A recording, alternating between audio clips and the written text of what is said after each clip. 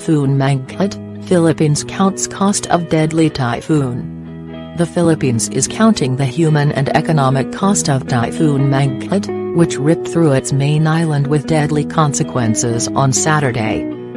Officials say at least 14 people died, but blocked roads and downed communications lines mean the true impact on rural areas is not yet clear. Extensive crop damage is feared in the agricultural province of Cagayan. The storm, which packs a 900 kilometers (550-mile) rain band and strong winds, is now heading towards southern China. It made landfall at Bajau, in the northeast of the main Philippine island of Luzon, at about 1:40 local time on Saturday, 17:40 GMT on Friday, and left some 20 hours later. Originally a super typhoon billed as the strongest storm of 2018, it lost some of its strength on landfall. 5 million people were in its path and more than 100,000 sheltered in temporary centers. How bad is the damage? Almost all buildings in the city of Tuguegarao, Cagayan's provincial capital, sustained damage, a government official said. Francis Tolentino, political advisor to President Rodrigo Duterte, told the BBC that there was also extensive crop damage in the agricultural heartland state. He estimated only a fifth of produce there had been harvested in advance, threatening staples like rice and corn. The Philippine Red Cross chairman, Richard Gordon, told the BBC on Saturday that the country was not yet safe of danger.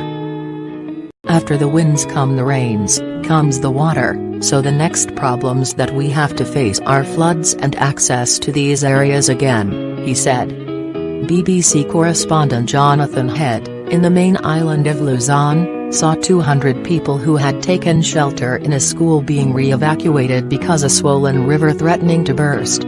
The Philippines is routinely hit during the typhoon season, but the strength of Mangkhut evoked memories of the deadliest storm on national record, Super Typhoon Haiyan, which killed more than 7,000 in 2013. However, preparation and evacuation procedures have been improved since then. Warnings were issued, travel was restricted, schools shut, and the army was put on standby in advance.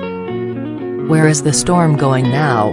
Mangkhut is still strong as it heads west toward southern China with current sustained wind speeds of 145 km per hour, but fears it will re-strengthen into a super typhoon have receded.